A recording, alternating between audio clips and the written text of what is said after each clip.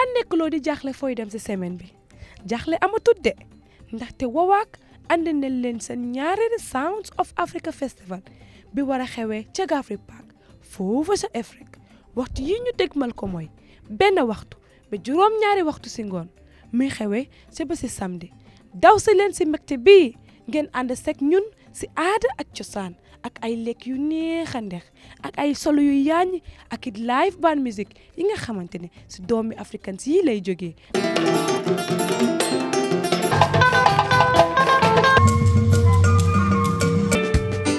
Yes.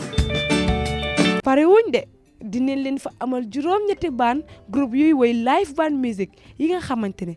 bokkuñ façon cey lii ñàkk faa dem wóorut de lan duma ko laal lu ëpp si juróom benn fukk si ay jaaykat dinañ fa teew fesal seeni bagage di jaay te it am façon yu ñuy joxe te doo leen si fay dara te boo leen fàtte andi seen xale yi ñu ñëw fekkee mbégte bi ndaxte façon foo yu bëri dinañ fa am surtout sun bouncy house bu es bi ak yu si mel ni peinture kanam musical chairs ak yeneen façon